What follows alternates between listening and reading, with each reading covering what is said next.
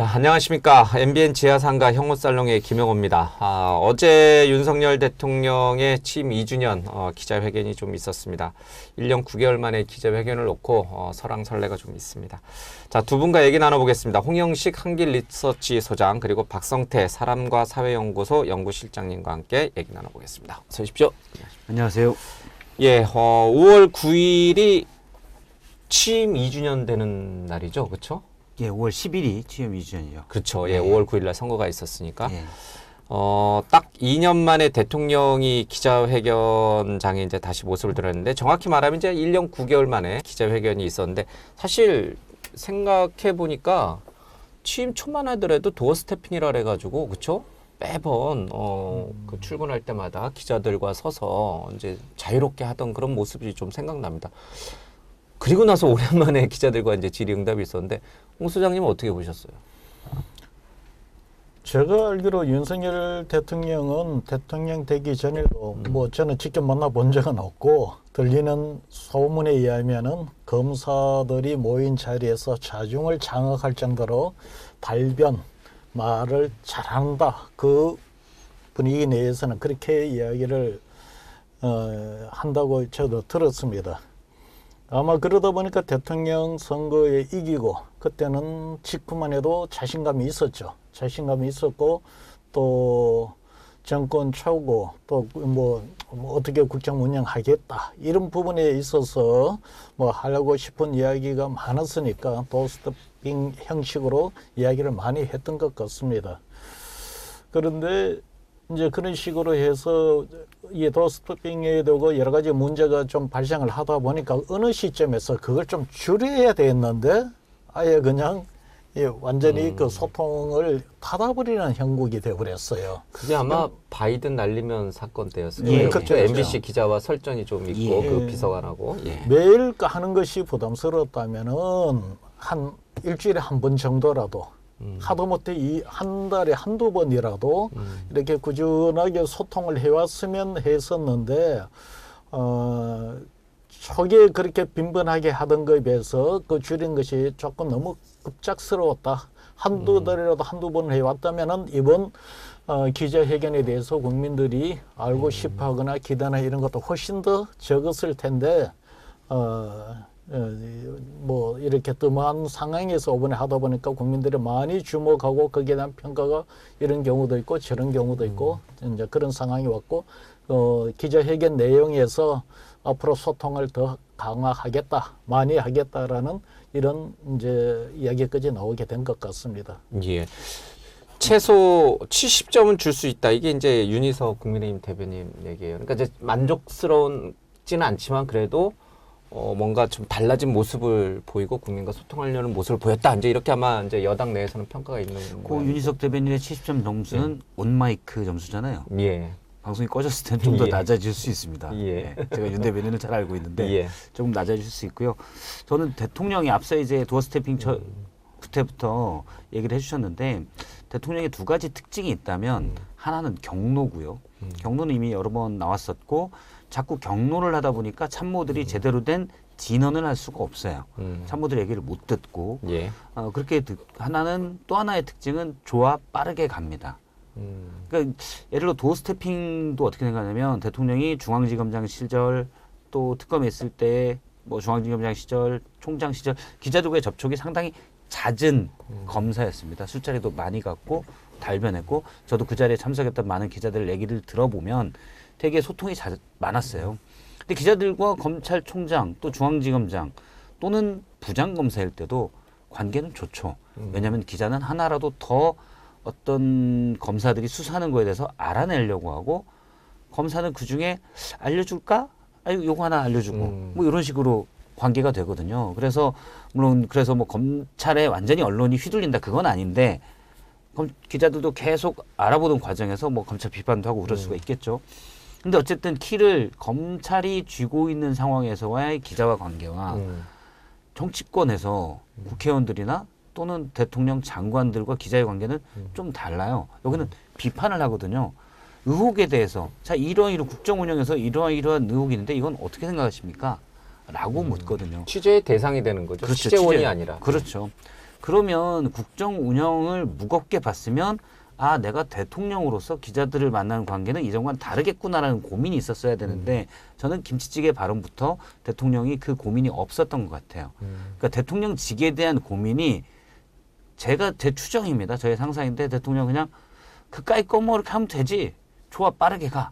이거예요. 근데 저희가 보다시피 빠르게 간 게 결과가 대부분 안 좋습니다. 의대 정원 문제도 그렇고요. 심사숙고가 없었고 그거는 대통령이 대통령직의 무게에 대해서 진지한 고민이 없었다는 것. 그러니까 기자들과의 소통 문제도 그 한 예라고 생각합니다.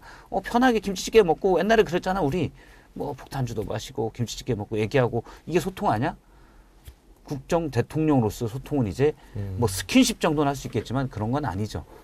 더군다나 집권 초기에는 청사진에 대해서 물어보니까 아마 검찰총장 때랑 비슷한 느낌을 가졌겠지만 청사진이야 뭐 청사진인데 결과는 어떻게 될지 모르잖아요. 지금은 그 성과와 의혹에 대해서 묻고 있거든요. 그러니까 지금 기자들을 만나는 거는 대통령이 과거에 봤던 모습과 완전히 다를 겁니다. 그러니까 바이든 날리면이라는 의혹이 터졌을 때 대통령이 약간 기자들을 멀리하게 된 건 너희들 이런 애들이 아니었잖아 라가 되죠. 기자들은 원래 그런 애들입니다. 의혹에 대해서 묻잖아요. 대통령이 의혹에 대해서 물음에 익숙하지 않았던 거죠. 그러면 어제 그 기자회견을 계기로 이제 예. 그렇게 과거의 그런 모습에서 탈피해서 뭔가 좀 더 적극적으로 이제 예. 기자들을 만나고 국민을 만나고 소통하려는 모습으로 이제 바뀌는 계기가 됐다. 그 가능성을 좀 엿볼 수 있었어요? 대통령의 의지는 저는 좀 볼 수 있었습니다. 긍정적으로 일단, 좀 평가하는 예. 부분이 있군요. 예. 전체적으로 얘기하면 스타일 자체는 약간 변했어요. 저는 훈시를 들을 줄 알았는데 그것보다는 좀 대통령이 전반적인 어조, 표정, 톤이 약간은 반성적 모드를 좀 넣었습니다. 내가 뭐 훈시 사과라는 말도 직접 꺼냈고 그렇죠. 처음 꺼냈고. 이전에는 국무회 모두 발언 보면 난 잘했어. 근데 니네들이 좀 이해 못했어. 그거 좀 내가 부족한데 잘했어. 잘할게. 요거였잖아요. 그것보다는 조금 바뀐 것 같아요. 그런데 중요한 건 이제 알맹이. 예를 들어 주요 국정 현안에 대한 대통령의 태도는 바뀐 건 없습니다.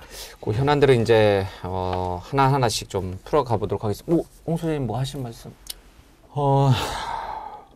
직에 대한 고민이 없다.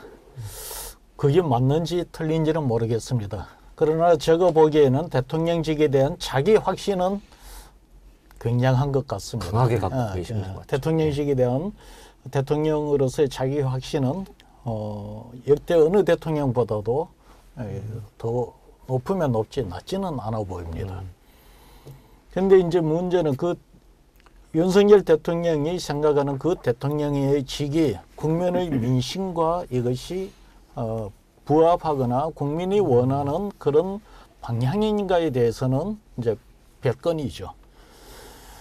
그러다 보니까 지금 계속 전체적으로 이 요구하는 게 변해야 된다. 변하기 위해서는 소통을 해야 된다. 이런 이야기가 나오는데 이게 지금 직을 수행하고 2년 동안 계속 이어져 온 이야기예요. 자, 우리가 좀 과거로 올라가서 노무현 대통령 임기 내에 제일 많이 나왔던 단어 중에 하나가 로드맵이라는 겁니다. 임기 내내 5년 동안 로드맵 그리다가 임기 5년 마쳤어요. 왜냐? 대통령에 대한 준비가 안 된 상태에서 대통령직을 수행을 하다 보니 뭘 어떻게 해야 되는지에 대해서 잘 모르겠고 질문이 들으면 로드맵을 만들겠다. 로드맵을 그리고 있다. 이렇게 응답을 했습니다. 그러다가 5년 다 지나고 버렸죠.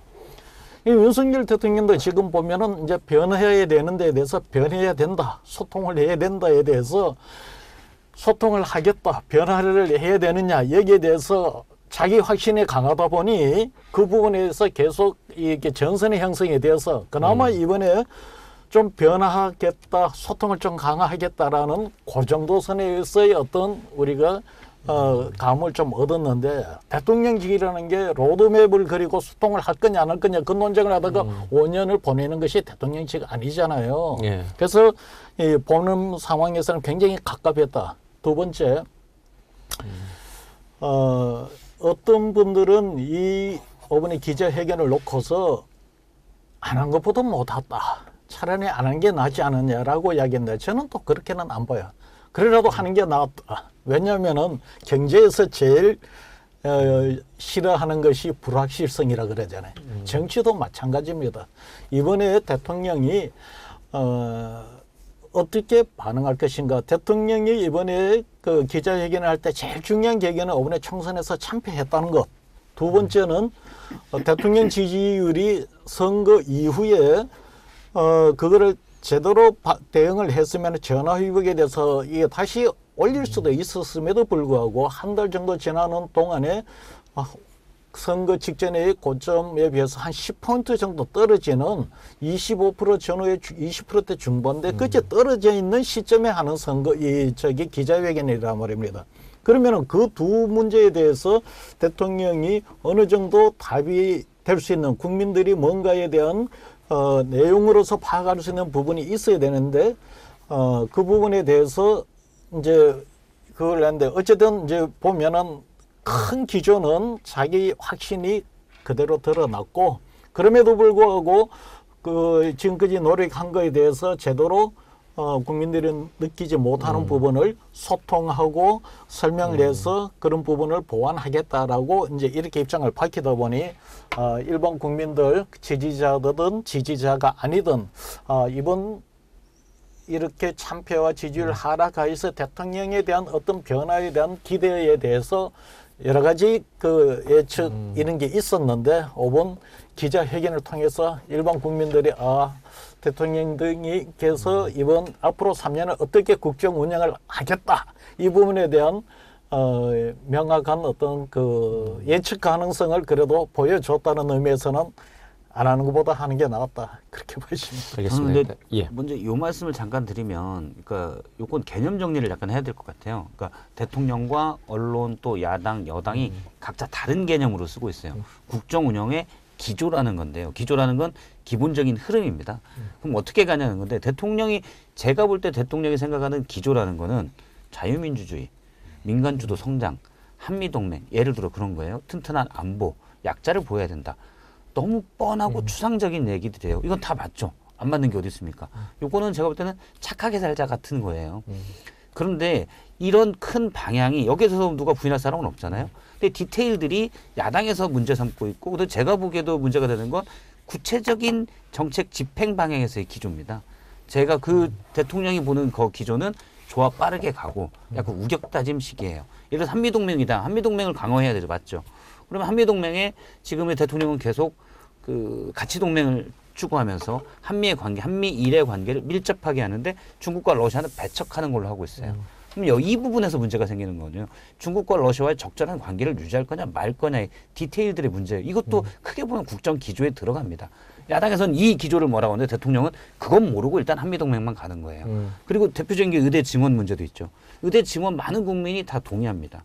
예를 들어 2,000명 그런데 2,000명 한꺼번에 동의하면 의사들이 그렇게 하면 그게 방식도 적절하고 또 의사들이 과연 동의를 할까?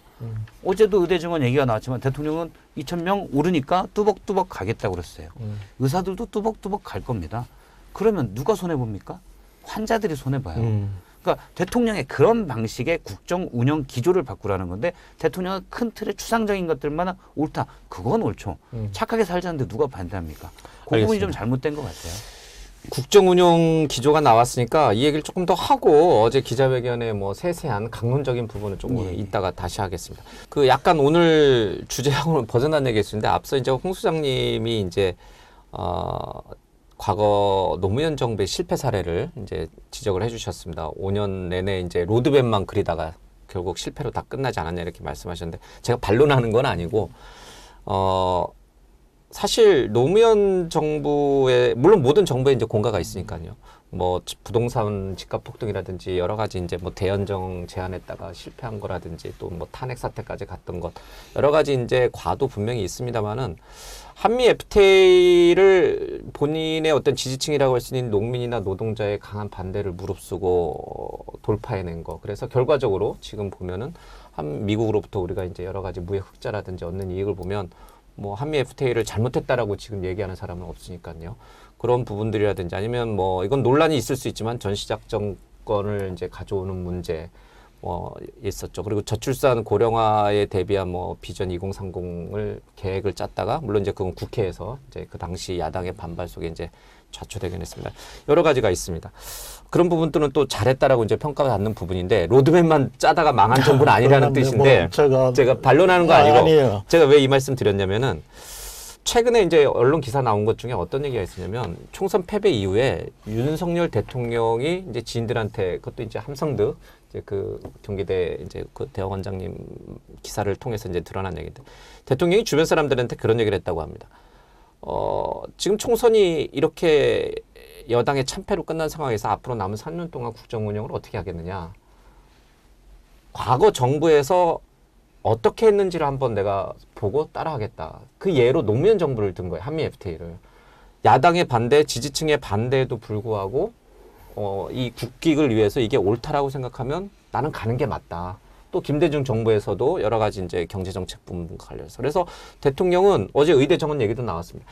대통령이나 대통령실에 있는 참모들은 뭐 여론이 어떻든 또 뭐 국회에서 야당이 협조를 하든 안 하든 이게 우리 국가 미래를 위해서 꼭 필요한 일이다라는 판단이 서면 그건 내가 강하게 밀어붙이겠다. 내가 지지율이 뭐 한 자릿수로 떨어지는 한이 있도록 이런 얘기를 이제 했다라는 거예요. 대통령이 주변인들에게. 그런 방식은 어떻게 생각하세요? 이렇게 더 듣고 싶어요. 이제 앞서 야당이 반대하고 국민의 70%가 반대하면 바꿔야 하는데 안 바꾸는 게 문제다. 이렇게 이제 지적을 하셨는데 대통령은 거꾸로 야당이 반대하고 국민 70%가 반대해도 과거 노무현 대통령이 한미 FTA 추진하듯이 국가를 위해서 옳다라고 생각하는 건 내가 밀어붙이겠다. 이 생각을 갖고 계신 것 같아요. 그 기사만 보면. 그거는 어떻게 생각하세요? 제가 한번 거기인데 노무현 대통령 예. 로드맵을 끝났다 이야기하는 건 전반부에 해당이 될 것까지는 아니고요. 후반부 하겠습니다. 근데 이제 노무현 대통령이 후반부에 가게 되면은 지지층이 아닌 국가적 이해관계 차원에 두고 이제 국정의 의사결정을 내립니다. 그런 차원에 두고 노무현 대통령이 내렸던 중요한 의사결정 중에 하나가 한미 FTA, 그다음에 짜이툰 부대 파병, 그다음에 이제 그 저출산 문제 그런 것도 있었지만 또 하나가 굉장히 상징적인 것 중에 하나가 제주도 거기 해군기지 건설 문제입니다. 맞아요. 자, 내가 그 해군기지를 건설했던 게 노무현 대통령이 얼마나 답답했으면은 그런 표현을 물론 그것만 두고 하는 게 아니고 너무 그때 그런 국가 중심의 어떤 그런 정책을 펼치면서 중요한 이런 결정할 때 어떤 반대가 왔을 때 했던 이야기가 내가 저 달을 가리키면 달을 바라볼 것이지 달은 안 바라보고 왜 이 손가락을 바라보냐. 그게 대표적인 상징적인 것이 제주도 해군기지 건설입니다. 예. 윤석열 노무현 대통령이 거기 해군기지를 왜 건설을 했을까요? 그때 노무현 대통령 멘트는 이랬습니다. 해군기지는 남북 전쟁이 일어나면은 군수기지 역할을 해야 되기 때문에 전선으로부터 제일 먼 곳에 있어야 된다라고 했습니다.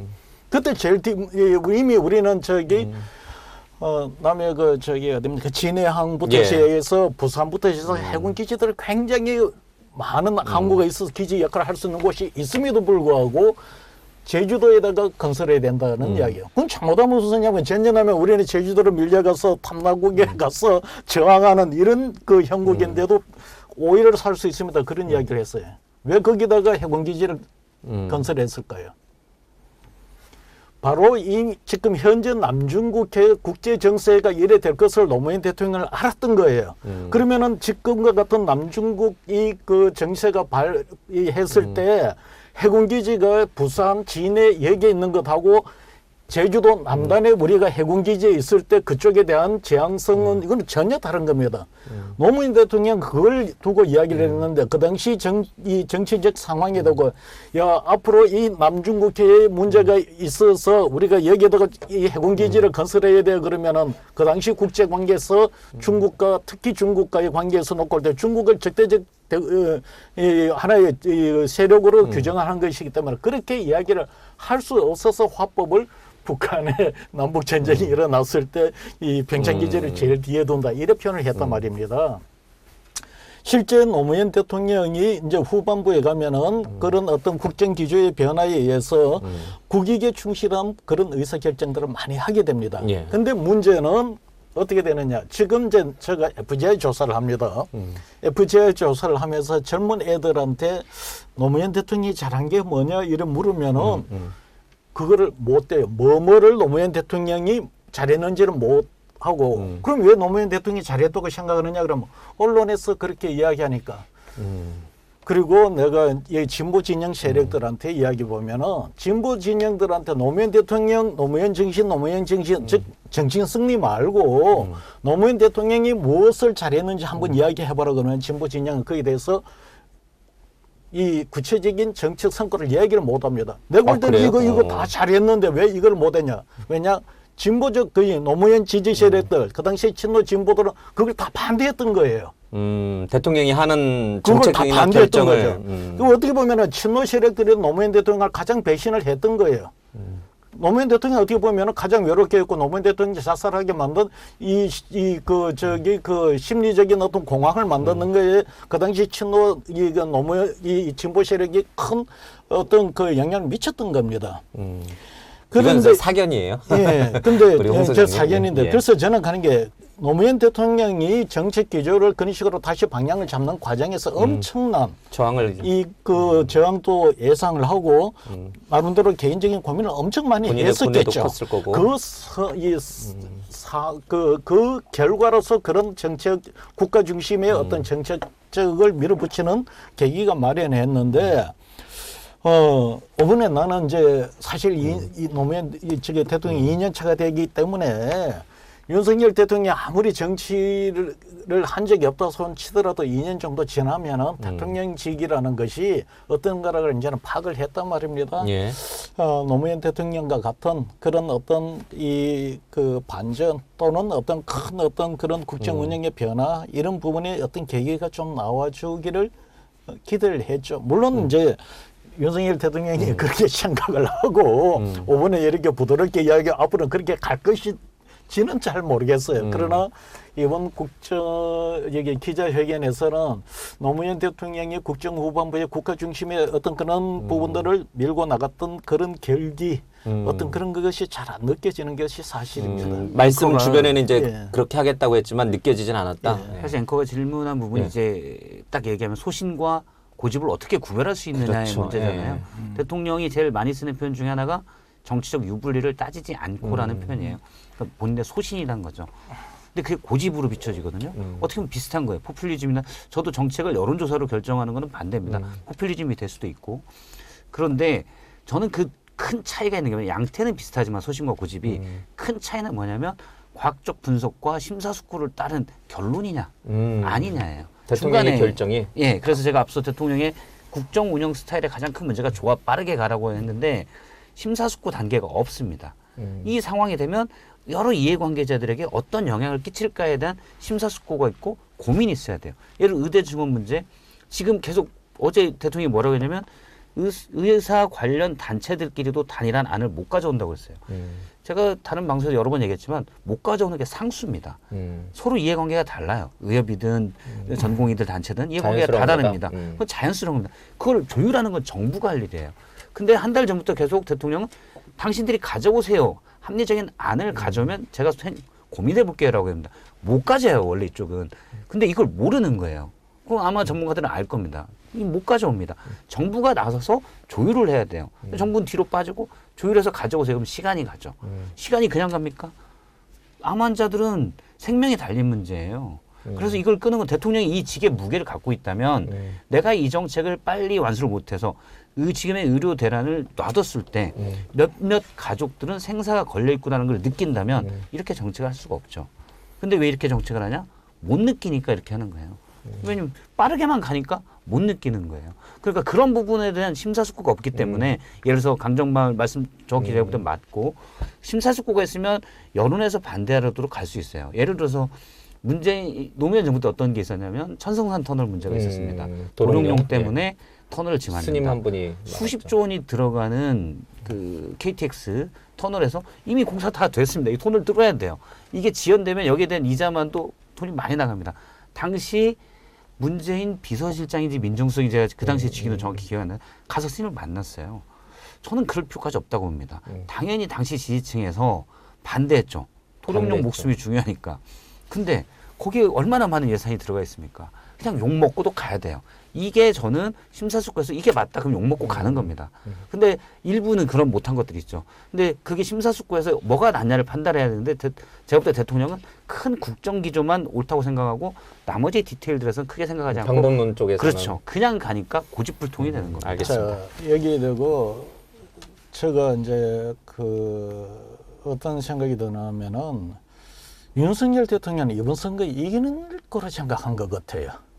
그랬던 것 같아요. 예, 그러니까 예, 예. 이길 거로 생각했던 처음에는, 것 예, 같고 이제 막판에 좀 이제 불안해는 했지만 그러나 선거 직전에 막판에 이제 이거 이기지 못할 수도 있겠다, 질 수도 있겠다. 그러나 그때도 아마 이런 생각을 했을 거예요. 그러면 우리가 과반을 못 하더라도 뭐 예를 들어서 140대 160 정도는 나오지 않을까. 그 정도 나온다면은 뭐 선거법 위반이나 뭐 여러 가지 그런 방법을 통해서 또 방법도 있을 것이고 두 번째는 지난 선거에 비해서 105석이었나요? 지지난 선거에 비해서는 그래도 뭐 한 30석 그리고 현재 의석보다는 한 22석 이렇게 더 늘어나는 것이니 지금도 이렇게 국정을 끌어가는데 설사 과반을 못 넣더라도 조금 지는 것 정도까지는 우리가 충분히 헤쳐나갈 수 있을 것이다. 이런 판단을 했던 것 같습니다.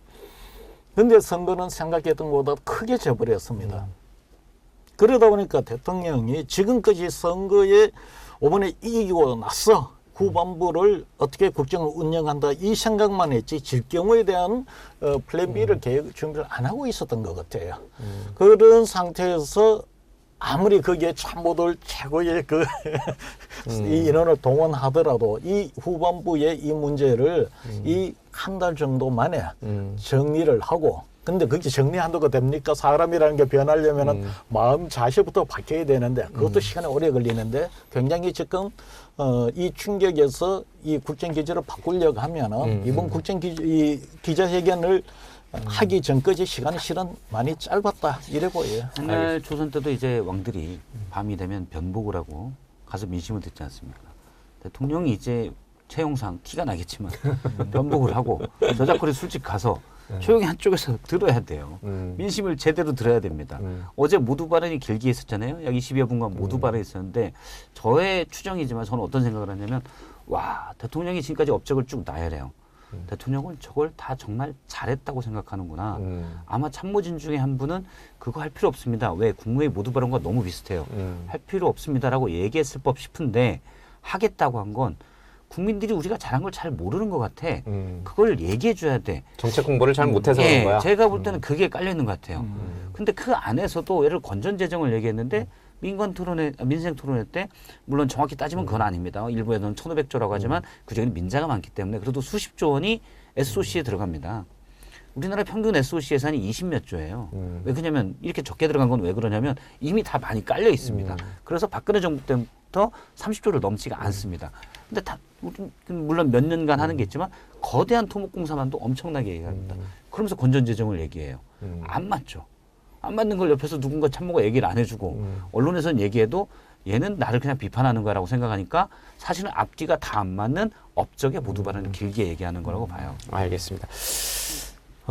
사실 이제 뭐 과거 역대 정부의 성공 사례, 실패 사례를 잘 보고 또 반면교사 삼을 건 삼고 또 이제 따라갈 거는 또 따라가면서 남은 이 국정 임기 3년을 좀 잘 성공적으로 끌고 나가야 될 텐데 그런 부분에 대한 좀 아쉬움과 또 한편으로 좀 잘했으면 하는 또 기대도 좀 갖고 있습니다. 강론으로 들어가서 어제 기자회견 중에 뭐 여러 가지 이제 쟁점들이 좀 많았는데 뭐 몇 가지만 딱 추려가지고 좀 집중적으로 이제 토크를 좀 하겠습니다.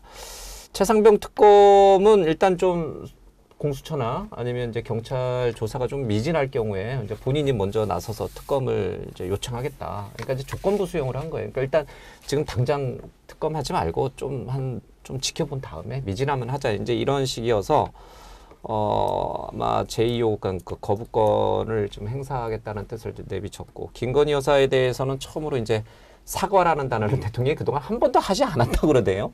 유감, 송구 뭐 이런 표현은 많이 썼는데 또 어떤 언론은 이제 사과라는 말을 처음 꺼냈기 때문에 진정성 있는 사과였다. 또 이렇게 이제 해석을 하기도 합니다. 두 개를 뭉뚱그려서 얘기할까요? 아니면 하나씩 또 나눌까요? 뭐 최상병 특검이야 뭐 그동안 너무 우리가 많이 얘기를 해왔기 때문에 새로운 얘기는 없어요. 저는 한 가지만 얘기한다면 대통령이 표현한 납득이라는 표현입니다. 그러니까 공수처가 지금 수사고이기 때문에 그 양반들이 잘할 거예요. 만약 납득이 안 되면 수사 결과에 나라도 특검하자고 하겠습니다. 라고 얘기를 했거든요. 그런데 그 뒤에 이종섭 장관을 호주 대사로 임명해서 출국시킨 것. 여기에 대해서 얘기를 하면서는 어떤 얘기를 했냐면 이종섭 장관은 장관 재직 시절에 방산 관련한 충분한 업무를 호주가 그만큼 중요하기 때문에 보냈다라고 얘기를 해요. 호주 대사는 캔버라에 있는데 캔버라가 상당히 외진데 있습니다. 그래서 캔담사라고 불렸다고 그러더라고요. 그러니까 대사가 가서 할 일이 없었다. 문재인 정부 때 2급이었던 자리가 방산이 늘어나면서 1급 자리로 변했습니다. 그러니까 외교부에 1급 공무원이 가는 자리로. 그런데 그걸 갑자기 전직 국방부 장관이 갈 정도의 자리인가? 호주가 그렇게 방산이 중요하지만 그 정도 관리가 없는 겁니다. 그리고 군 전문가들은 다 알고 있는데 이종섭 장관이 방산의 전문가도 아니에요. 그냥 기획하고 이러시던 분입니다. 그러면 국민들은 대통령이 그런데 그렇게 설명했잖아요. 국민들은 납득이 안 가요. 그 부분이. 이종섭 장관 부분이. 왜 이종섭 장관을 호주 대사로 임명을 그렇죠. 했느냐. 대통령이 어제 설명을 쭉 했지만서도 국민들은 납득이 잘 안 갑니다. 그런데 대통령은 본인은 납득이 됐으니까 그걸 설명할 거 아닙니까? 그러면 국민 입장에서는 대통령이 최상병 의혹 문제가 자꾸 불거지니까 핵심 관계자인 이종섭 장관을 내가 빨리 국외로 보낸 거다. 이걸 시인하기를 국민은 원하고 있었다. 이런 뜻인가요? 많은 국민들이 그렇게 생각할 겁니다. 왜냐하면 2월부터 박정훈 대령에 대한 재판이 진행되면서 여기에서 여러 가지 공수처 수사보다 사실은 재판 관련 기록으로 얘기들이 나옵니다. 그러니까 당시 이종섭 장관이나 김기현 사령관이나의 통화 내역 같은 경우는 재판 기록으로 나오는 겁니다. 박정훈 대령이 방어를 해야 되니까요. 그런 데서 나오는 얘기들이 많이 있었거든요. 그러면서 갑자기 이종섭 장관이 호주 대사 격이 안 맞는 가게 되죠. 많은 국민들이 납득을 못 하는데 대통령은 납득을 하잖아요. 방산이 중요해서 보냈다. 그러면 최상병 특검도 대통령은 공수처 수사 결과가 납득이 안 되면 납득의 기준을 어떻게 합니까? 그 부분이 저는 이 정도면 충분하다라고 본인은 또 생각할 수 있고 그렇죠. 국민은 충분하지 않다고 생각할 수 있는 결과 나온 다음에 대통령은 난 납득됐는데 국민들은 저희는 납득 안 되는데요. 애매하잖아요. 그런 얘기 문제가 발생할 수 있다. 이렇게 말씀을 드릴게요. 제가 여론조사하기 전에 저 직업이 교사였어요. 가르치는 게 몰랐습니다. 사회 교사예요. 와, 그러시군요. 사회 교사나 가르치는 게 정치, 경제, 법, 역사, 세계사, 법을 다 가르칩니다. 근데 이제 제가 가르칠 때 정치란 이런 거 뭐 이렇게도 가르치기도 하고 사회 문화를 가르칠 때 사회가 이 통합되고 종속되기 위해서 이것이 어떤 그 룰에서 움직이는가, 어떤 사회적 규범에서 움직이는가 이래 이야기를 하는데 그럴 때 이제 우리가 설명하는 게 사회가 이 작동되기 위해서는 그 작동되는 원리가 제일 그 위에서 놓고 보면은 뭐가면은 관습, 정통, 관례, 그다음에 사회적인 어떤 그 상식, 공유 이런 식으로 쭉 가고 이제 그러면 거기에 의해서 사회가 작동이 되면 제일 좋은 거예요. 그럼에도 불구하고 분쟁이 발생하고 이해관계가 생겼을 때는 그거는 불가피하게 이제 법으로 갑니다. 그러니까 사회가 작동되는 데 있어서 법이 관여하고 규제해야 될 부분은 극히 적은 영역입니다. 그런데 문제는 윤석열 대통령의 가장 큰 문제는 통치 방식이 이것을 법으로 규제해야 될 것을 이것이 계속 확대시켜서 전체를 어떻게 보면은 법으로 규제를 하려고 하는 거죠. 그게 이제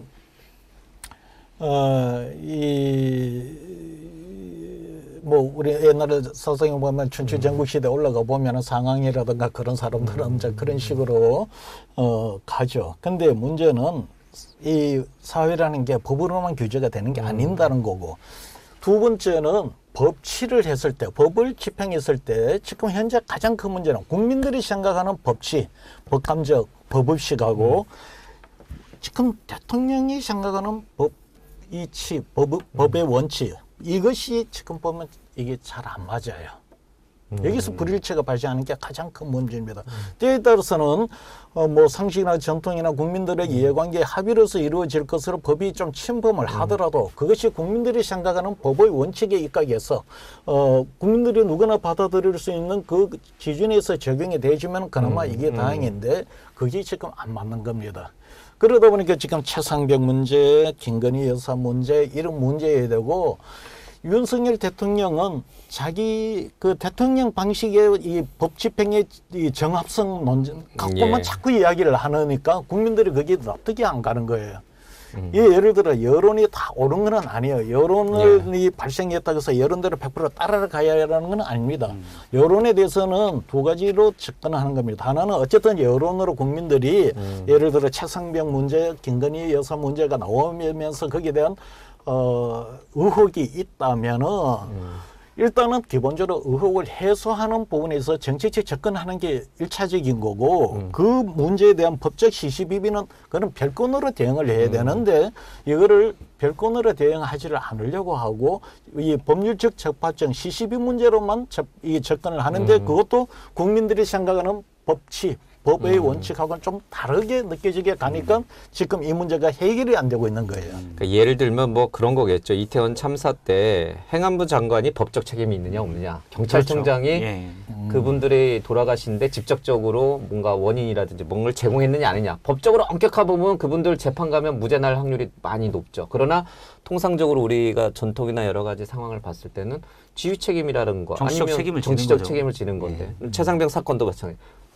국방장관이 최상병 순직의 사망에 직접 책임이 있냐, 법적 책임이 있느냐, 대통령이 아마 없다고 생각했을 거예요. 그래서 네. 호수대사 임명도 예. 무리가 없다라고 생각할 수 있을 거예요. 근데 국민은 또 그렇게 생각하진 않죠. 예. 책임이 없더라도, 법적 책임은 없더라도 뭔가 지휘관으로서 또는 이제 담당 장관으로서 뭔가 정치적, 도의적 책임을 지는 게 맞다라고 예. 이제 믿으니까. 일단 일사단장을 혐의자에서 뺀 과정에서 아마 그런 생각이 국방장관이 했을 거예요, 역할을 했다. 대통령도. 대통령의 전화를 받아서 그 부분이 핵심이거든요. 대통령의 경로설의 전화를 국방장관 이종섭 장관이 작년 7월 31일 날 받았다는 게 핵심인데 그렇게 국민들이 의심을 하고 의혹이 있으면 대통령이 호주대사로 임명하는 것 자체는 좀 무리죠. 대통령은 고발은 당했는데 어제 워딩은 그랬습니다.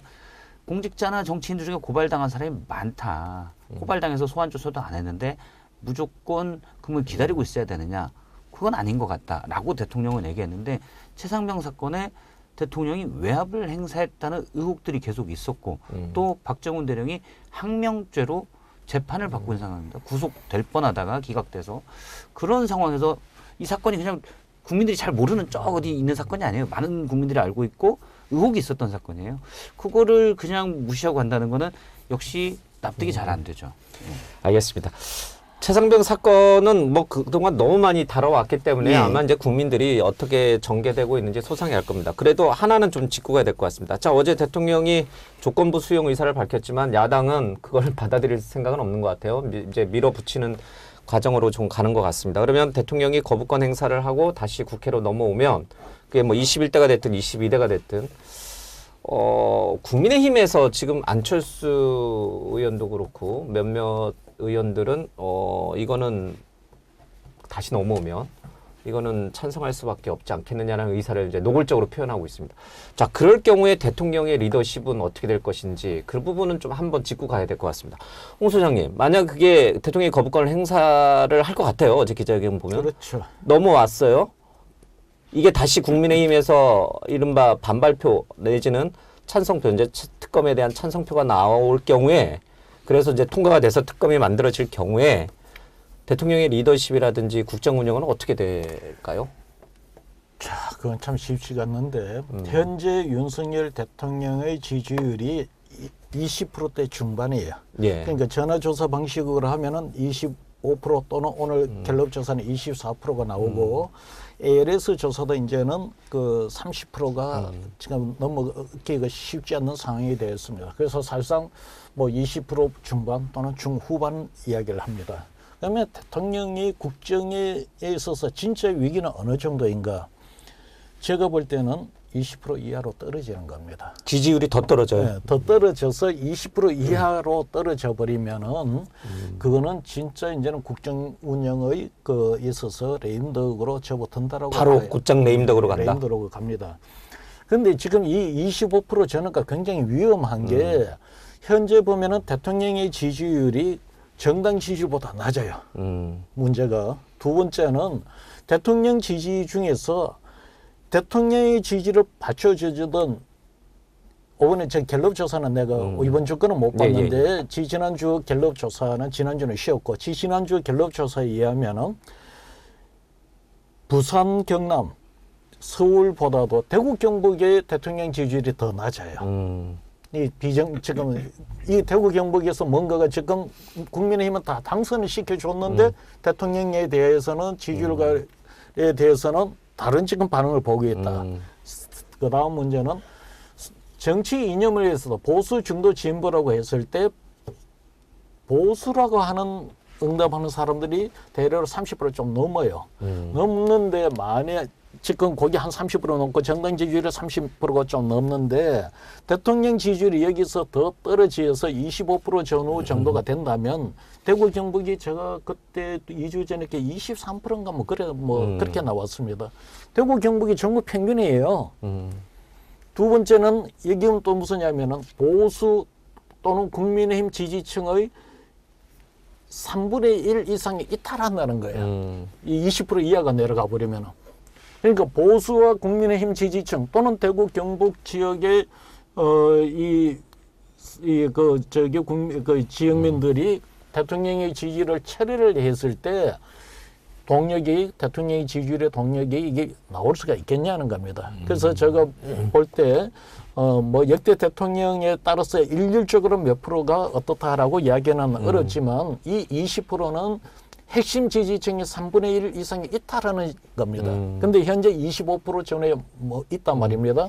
여기서 대통령이 잘 이 상황을 위기를 극복해서 어떻든 지지율을 그 30% 이상은 어떻든 끌어올려야 될 상황입니다. 근데 여기에다가 만에 하나 내가 우려하는 것이 이것이 최상병의 경우 가서 이 특검이 다시 이제 대통령이 거부권을 해서인데 다시 제의에 가갖고 국민의힘 이 국회의원 일부가 찬성해서 이게 진짜 진행이 된다면 잘못하면 그 25%하고 20%는 5% 차이지만 이 지금 국민의힘 지지층에서 이것이 생각이 달리하는 움직임이 나오기 때문에 이게 가능할 수가 있어요. 지지율의 그런 변화가.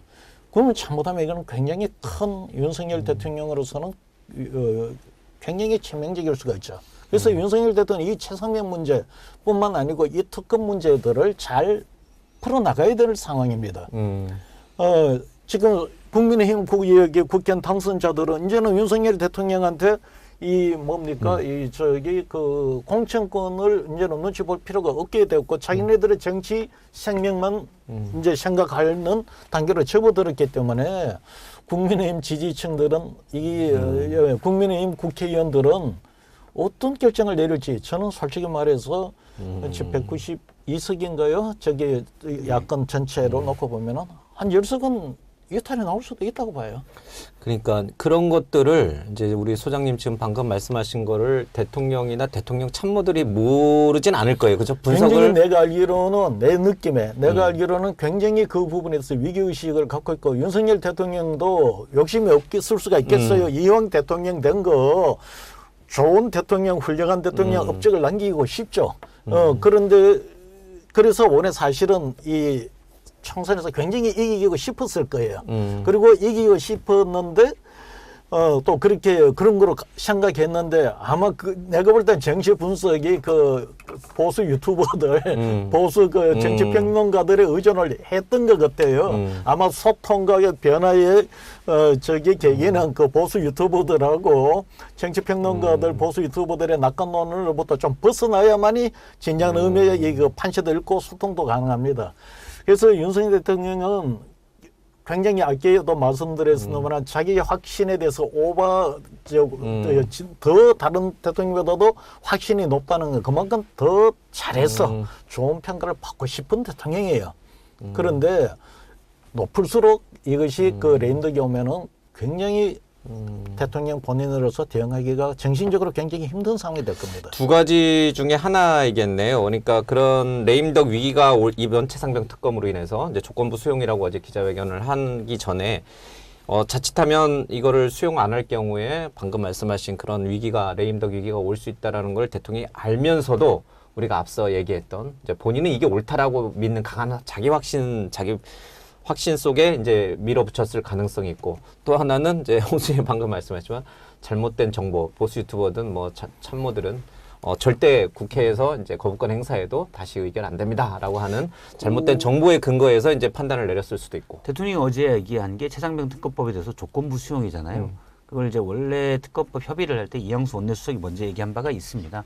그때 이양수 수석의 말은 석 달간 공수처의 수사를 지켜보고 결과가 만족치 않고 봐주기 의혹이 있으면 그때 특검을 다시 논의하자라는 거였거든요. 근데 일단 석 달간 특검이 끝날 것 같지는 않죠. 지금 9개월 만에 이제 소환하기 시작했습니다. 그건 공수처 조직이 의지든 조직이든 일단 조직이 작은 건 맞아요. 그래서 그런데 저는 당시 이양수 수석의 말 그리고 어제 대통령의 말도 조건부 특검이라는 말은 사실은 여당 의원을 향한 메시지 같아요. 민심이 특검을 하자라는 게 높기 때문에 그런데 잠깐만 특검은 여야 합의로 해왔고 수사가 끝난 다음에 하는 거잖아. 명분을 만든 겁니다. 그러니까 그럴 때 보고 미진하면 나라도 할게라는 명분을 만들어서 그건 야당 설득도 있지만 야당은 어차피 동의 안 해요.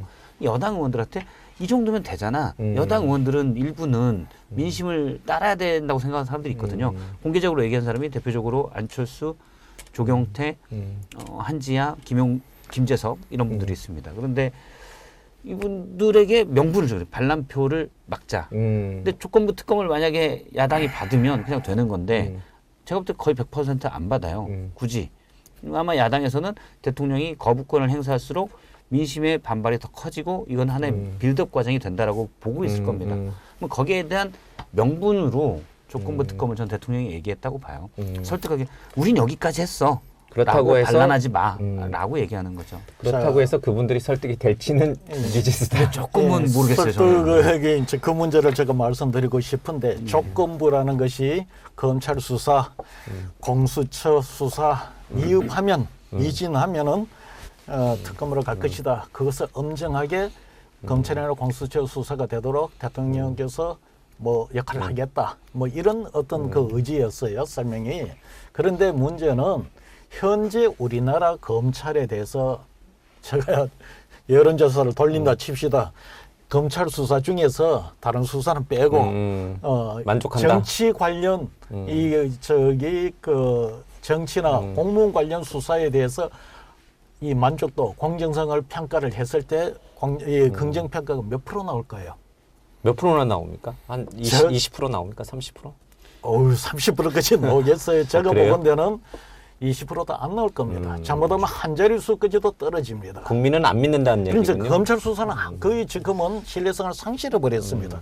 두 번째는 공수처는 모르겠어요. 검찰보다는 조금 높을 수는 있겠지만 지금 이 공수처 이 등장하는 과정에서 지금까지 정치적 논란의 이 부서가 공수처였습니다. 그러다 보니까 이 공수처에 대한 신뢰성도 제가 보건대는 검찰보다 좀 나을 수는 있어도 국민들이 신뢰하는 완전히 신뢰하지는 아닙니다. 않는다. 예. 그러니까 이 두 기관에서 수사를 한 것을 지켜보자고 했을 때 국민들이 그 조건부를 받아들이기가 쉽지가 않다는 겁니다. 그러면은 해법이 있어요. 대통령. 그래서 해법은 뭐냐면은 검찰 공수처에 어떤 영향을 행사할 수 있는지는 모르겠지만 진짜 속전속결로 국민들이 생각할 때 100%는 없습니다. 내가 볼 때는 지금 상태에서 국민들이 의혹을 갖고 있는 부분에서 한 70% 정도 이상만 의혹만 이거 해소를 해주면은 제가 볼 때는 이 문제는 이 사실 이 특검에 가는 이 정치권에서도 좀 이 특검이 힘을 잃을 수가 있죠. 알겠습니다. 어제 기자회견에서 이제 기자가 경로를 했느냐라는 질문을 던졌는데 대통령이 이제 조금 다른 답을 주셨죠. 국방장관 이제 사고가 발생했을 때 국방장관을 질책했다. 이제 그걸 물은 건 아니었는데 그 이후에 이제 수사 단계에서 과연 경로를 했고 그래서 이제 뭐 여러 가지 이제 지금 뭐 개입 의혹 뭐 이런 것들이 발생한 그게 맞냐라는 투로 아마 기자는 질문했는데 대통령이 이제 그에 대한 즉답은 이제 피하셨어요. 어쨌든 최상병 특검은 아주 뜨거운 이제 현안으로 이제 좀 떠오른 것 같고. 김건희 여사 특검 문제는 대통령이 전 정부에서 뭐 탈탈 털었는데 없지 않느냐. 물론 뭐 현명하지 못한 점에 대해서는 뭐 굉장히 사과한다. 뭐 이런 표현을 쓰셨는데. 김건희 여사 특검도 야당은 좀 밀어붙일 것 같아요. 이 문제는 어떻게 전개될까요? 이거는 대통령이 그냥 수용하는 쪽으로 가는 건가요? 두 가지로 분리해서 예. 봐야 될 것 같아요. 그러니까 디올백 문제. 예. 디올백 문제는 이원석 총장이 신속하고 엄정하게 수사해라. 지금 라고 이제 해서 지금 수사 진행 때- 중입니다. 예. 파견 검사까지 받았고 진행 중이고요. 여기에 대해서 대통령이 어제 한 말이 검찰이 하니까 내가 뭐라고 얘기하는 거는 뭐 가이드라인은 예, 부적절할 수 있으니 지켜보자. 검찰이 아마 공정하고 엄정하게 할 겁니다라고 했습니다. 저는 요런 멘트도 중요하다고 봐요. 왜냐하면 검찰이 이제 나중에 대통령실에 대해서 또는 대통령에 대해서 여사에 대해서 수사할 때 보다 강하게 할 수 있습니다. 눈치 안 보고. 왜? 대통령이 국민 앞에서 얘기했잖아요. 검찰이 공정하고 엄정하게 할 거예요. 라고 얘기했기 때문에 그렇게 만약에 대통령이 여사에 말을 대한 소환 따라서. 조사나 이런 것들을 거부하거나 그러면 협조하지 않잖아요. 그때 말이랑 다른데 이렇게 얘기할 수 있습니다. 그래서 그런 멘트들을 대통령한테 확보했기 때문에 저는 대통령이 공개된 자료에서 이런 얘기들 현안에 대해서 이렇게 얘기하는 건 상당히 중요하다고 봐요. 이런 게 하나의 약속이 돼 있거든요. 검찰 수사를 보장하는 거예요. 그래서 대통령이 그냥 인사치레로 했을 수 있지만 그 멘트는 국민들 앞에서 한 말이기 때문에 검찰은 그 말을 믿고 그냥 가면 됩니다. 그게 이제 디올백 수사는 그렇게 갈 거고 그다음에 특검은 도이치모터스 특검이거든요. 이제 야당에서는 거기에다가 뭐 예를 들어서 양평고속도로 의혹 이런 것도 다 넣고 싶어 하긴 하는데 도이치모터스 특검인데 수사 중 나오는 의혹도 한다라는 게 마지막 조항에 있지 않나요? 보통 수사 중 인지된 관련 사건입니다. 그러니까요. 그러면 특검법을 어떻게 따르냐에 따라서 상당히 달라집니다. 디올백까지도 갈 수도 있는 거죠. 그러니까 디올백은 지금 검찰이기 때문에 검찰 수사하기 때문에 그걸 지켜볼 수도 있고요. 도이치모터스 조사하다가 디올백까지도 왜냐면 그렇죠. 이제 그 네. 의혹이라는 게 사실은 이제 그렇죠. 꼬리에 꼬리를 물듯이 연결돼 있으니까 갈 수도 있는 보통은 거고 어디까지 튈지는 인지된 모르죠. 관련 사건이라는 표현을 하기 때문에 예. 어디까지 관련 사건 모르는데 그러니까 원래 야당에서는 디올백까지 넣어서 특검 법안을 하기로 했는데 지난번에 대통령이 거부권을 행사한 법안은 그건 안 들어가 있었어요. 예. 그래서 그 부분은 이제 다시 얘기하는 건 다시 하는 건 좀 다를 수 있을 것 같은데 예를 들어서 저겁니다. 그런데 도이치모터스는 대통령이 그 정도는 얘기할 수 있을 것 같긴 해요. 왜냐하면 본인이 검찰총장일 때 수사 지휘권까지 배제되고 당시 이성윤 중앙지검장이 지휘해서 사실상 그 밑에서 검사들이 나름 탈탈 털려고 노력했거든요. 그럼 대통령이 느낌일 때는 니네 나 잡으려고 그렇게 했잖아. 2년을 했는데 못 잡은 거 아니야. 그래놓고 뭘 또 특검이야. 대통령 입장에서 난 그렇게 생각할 수 있다고 봐요. 왜냐하면 본인이 당시에 청와대하고 밑에 또 중앙지검장 압박소에 껴 있었으니까. 그런데 일선 부서 입장에서 보면 이건 제 추정입니다. 대통령 뜻 다르고 총장 뜻은 다를 것 같고 또 중앙지검장 뜻 달라요. 총장의 부인을 터는 거예요. 제가 볼 때 상식적으로 눈치 보지 제대로 할 수 있겠어요? 우리가 회사 생활할 때 사장 생각 다르고 상무 생각 다르고 부장 생각 다르면 안 움직이는 게 기본입니다. 그게 기본이에요. 아마 당시 저도 잘 새겨드려야 되겠네요. 그죠? 대부분 안 움직여요. 예. 그리고 이 검찰총장이 다음 대선 후보까지도 얘기가 되는데 저는 제 추정입니다. 제가 알기로는 물론 그 해당 부서에서 열심히도 하려고 했어요. 근데 일사불란하게 움직이는 것과 그냥 좀 열심히 하고 신용만 내는 거. 사실은 또 총장 부인인데 분위기가 다릅니다. 그리고 이 정황이 어디에 나오냐? 지금 윤석열 대통령이 됐잖아요. 2년이 됐잖아요. 여사에 대해서 서면 조사 한 번 끝이에요. 그러면 죄가 없으면 불기소 처분을 하면 됩니다. 안 하잖아요. 이런 상황에서 검찰이 눈치를 안 보고 있다고 누가 자신 있게 얘기할 수 있겠습니까? 이게 국정 운영에 부담이 된다면 대통령이 떳떳하다면 받으면 됩니다. 특검을 받아서 보니까 없네. 그냥 1인 매매 맡겼어. 주가 조작 사기꾼한테 속아서 돈은 좀 벌었지만 1인 매매를 했을 뿐이야 라고 증명되는 게 국정 운영에 훨씬 도움이 됩니다. 역시 국민들이 무엇을 납득할 거냐 보면 답은 정해져 있어요. 그러나 대통령은 그 김건희 여사 특검도 그렇고 최상병 특검도 그렇고 야당의 이제 정치 공세로 인식을 하고 있는 그런 부분에 이제 아마 국민과 또 야당과 대통령의 인식 차이가 거기서 좀 발생한 것 같습니다. 대통령 입장에서는 총장 시절 본인이 너무 당했다고 생각하기 때문에 충분히 털었잖아 라고 입장을 저는 가질 수 있다고 생각해요. 당시 총장 입장에서는. 근데 이제 국민들 입장에서는 눈치보다 안 털 수도 있었을 텐데 라고 볼 수도 있는 거죠. 기자회견을 1년 9개월 만에 했지만 이제 안개가 거친 게 아니라 앞으로 전국은 더 깊은 안개 속으로 이제 좀 빠져들 것 같다라는 그런 생각이 좀 듭니다. 걱정이 좀 됩니다. 한동훈 위원장과의 관계 얘기도 좀 하고 가야 될 것 같습니다. 뭐 20년 동안 지내온 사이라 뭐 만날 것이다 이런 얘기를 했는데 진수희 전 의원이 뭐 어딘가에서 그런 표현을 썼더라고요. 이거는 이제 한동훈 전 위원장한테 대해서 정치인이란 표현을 쓴 거는 이제 관계가 끝났다. 이제 안 보겠다는 뜻이다. 이제 이렇게 이제 진수희 전 의원은 해석을 하더라고요. 어떻게 보세요? 이제 한동훈 전 위원장과 대통령의 관계는 아예 끝났고 대통령은 마음속에서 한동훈 전 위원장을 지웠다. 그러나 이제 국민 앞에서는 기자회견에서는 그래도 20년 된 사이인데 뭐 밥도 먹고 만나야지 않겠느냐 이런 건 너무 자연스러운 말일 뿐이지 실제로 만나고 싶은 의사는 전혀 없었다. 이제 이렇게 또 해석하는 게 맞는 건지 아니면 또 너무 과도하게 이제 두 사람 사이를 자꾸 이렇게 뭐 끝난 사이로 이렇게 규정 짓는 게 너무 과도한 해석이다. 이제 이렇게 볼 수도 있는 것 같고.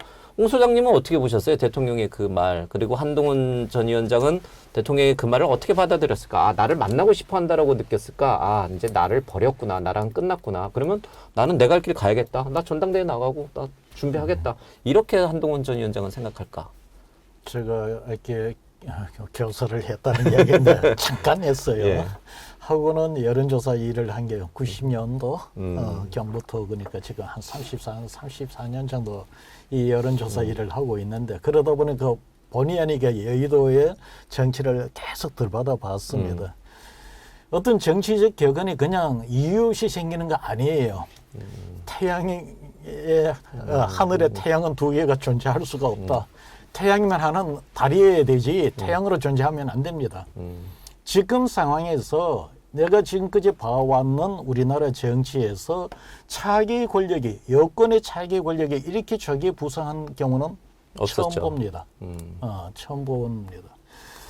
그래서 일단 뭐 그것이 바람직하고 안 하고를 떠나갖고 아마 현재 우리나라 보수 쪽의 정치인들은 하늘 아래 두 개의 태양이 떠 있는 것을 받아들이기 어려워요. 지금 보수도 갈라지고 있더라고요. 뭐 그러니까 두 개가 뜨니까 갈라지는 예. 거잖아요.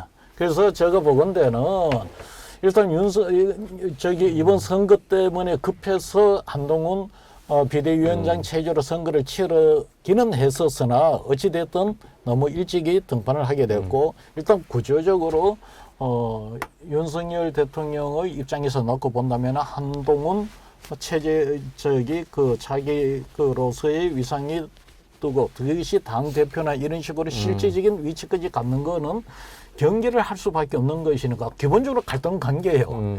그다음 이제 그거하고는 별건으로 두 사람의 그 실질적인 인간적 관계가 어떠한가에 대해서는 제가 보건대는 오번 이거 뭡니까 이 기자회견 이거를 내용을 보면서 느끼는 거는 분명한 거는 이전과는 같지가 않는 것 같다. 쓰는 용어나 화법을 놓고 본다면은 제가 보건대는 이 여권의 분열의 어떤 그 느낌이 확연하다. 느껴진다 이렇게 보여집니다. 그러면 한동훈 전 위원장은 어제 대통령의 말을 이제 홍 소장님 해석한 것처럼 아 이제 대통령과 나와의 관계는 이제 과거와는 다르구나, 달라졌구나. 그러면 나는 이제 내 갈 길을 가야겠구나라고 생각을 했을까요? 아니면 아 그러면 내가 대통령께 전화를 드려서 다시 뭐 폴더 인쇄를 하든 뭘 하든 관계 복원을 시도해야겠구나 이렇게 느꼈을까? 한동훈 전 위원장은 어떻게 느꼈을까요?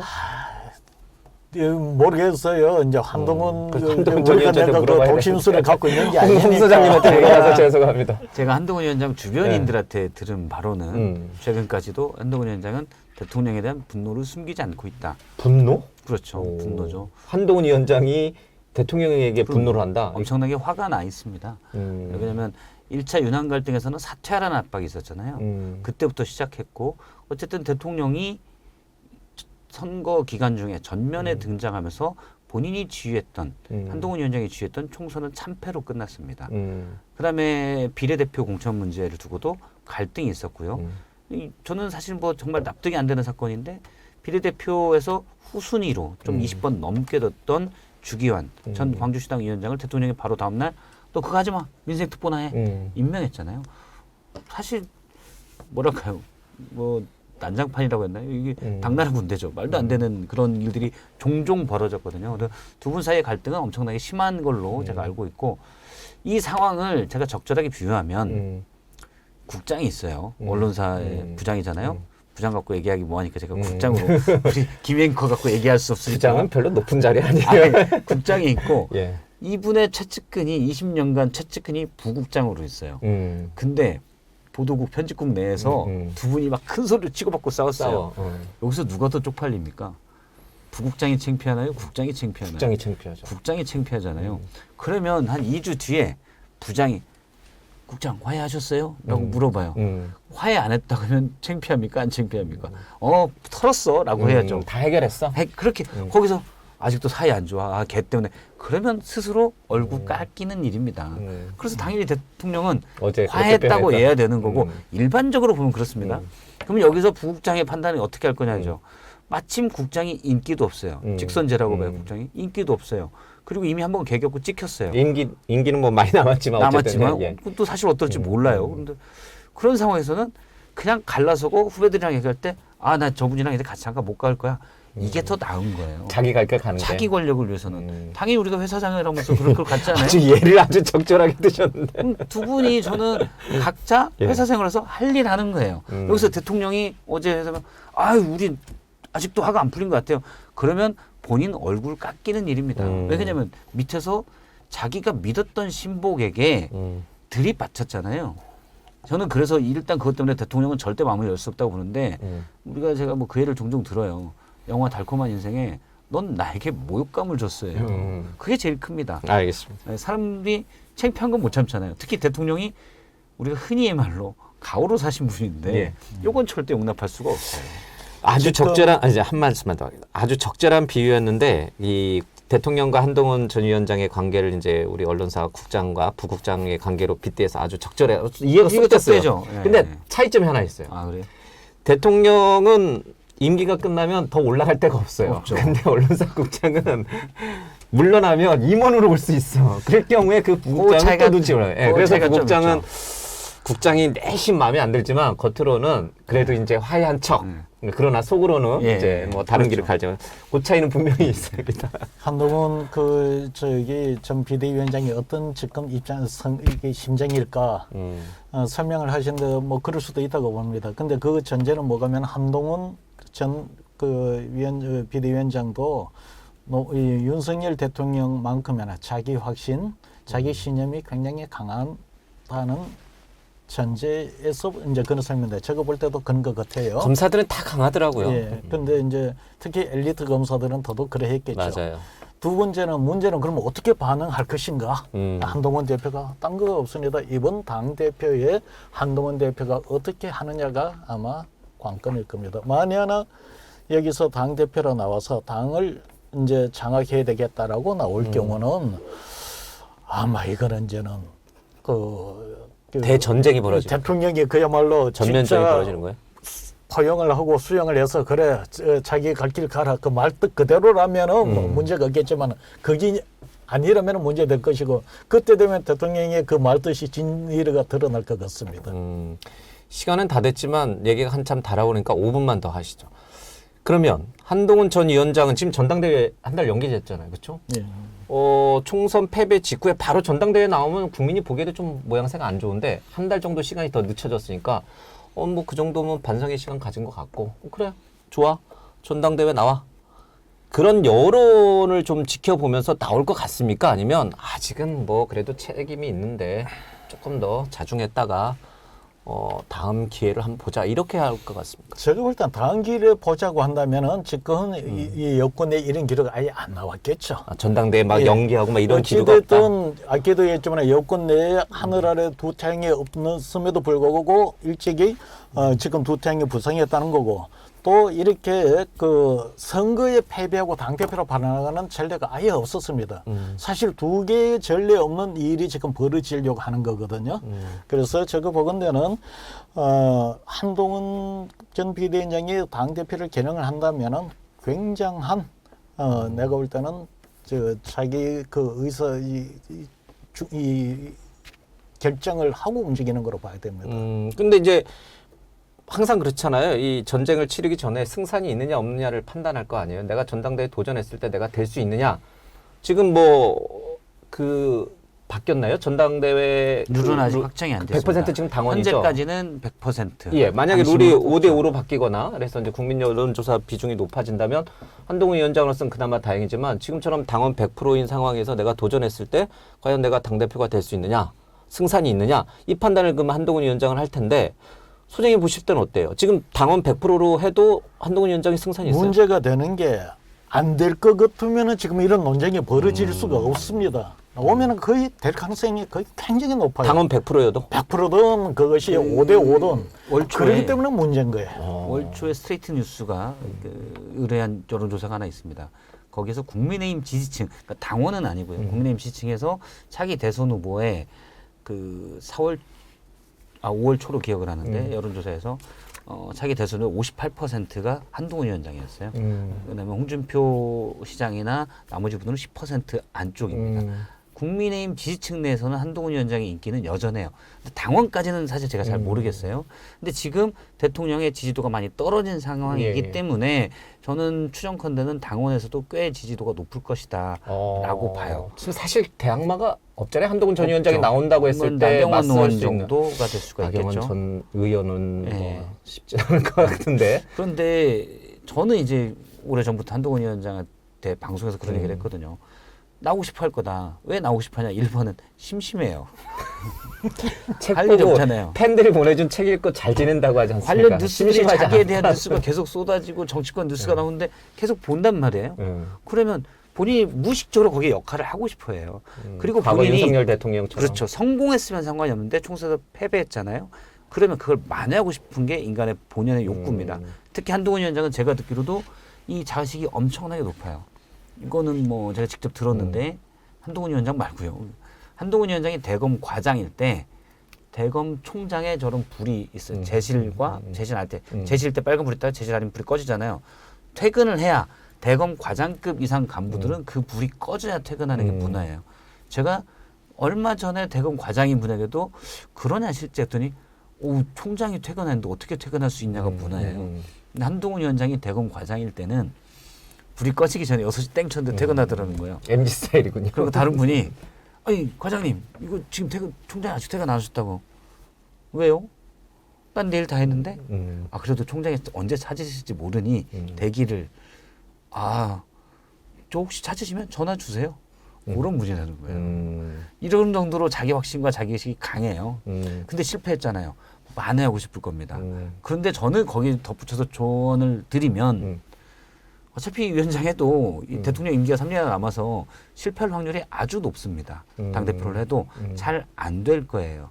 혁신은 마치 당대표는 되지만 대통령까지 가는 과정은 쉽지 않을 거다 이런 그러니까 얘기시죠. 국민의힘 당대표로서 국민의힘을 성공적으로 할 수 있을까?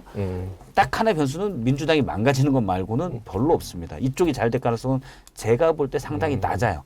그래서 그냥 쉬는 게 낫다. 근데 쉬려니 심심하잖아요. 핸드폰 안 터지는 스탬프 스테이를 가라.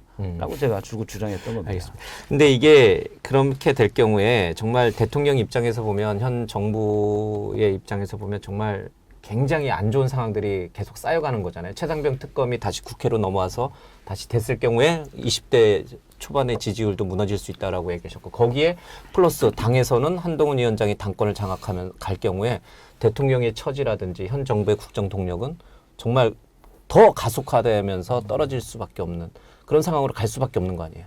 그렇죠. 한동훈 위원장이 나중에 대통령이 되냐 안 되냐는 둘째 문제고 그렇죠. 현 정부 임기 3년이 굉장히 힘들어지는 시기가 되는 거예요.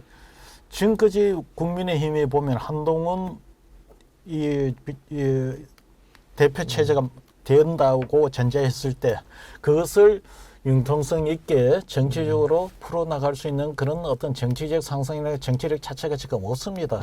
물론 예를 들어 대통령이 한동훈 당대표가 될 수도 있어요. 그런데 당에서 그런 소통이나 정치력이 있다면 그걸 그나마 또 풀어갈 수가 있는데 지금은 그렇지가 못하기 때문에 우려스러운 이런 전망이 큰 겁니다. 윤석열 대통령의 앞길에 참 이렇게 지금 두 분 말씀 들어보니까 이렇게 순탄하지만은 않을 것 같다는 생각이 자꾸 듭니다. 어떻게 잘 헤쳐나갈지. 그럴 것 같은데 사실 대통령이 선택한 거예요. 알겠습니다. 오늘 시간이 좀 부족하긴 했는데 어쨌든 뭐 어제 대통령 기자회견을 보면서 여러 가지 얘기를 좀 했습니다. 두 분 고맙습니다. 고맙습니다.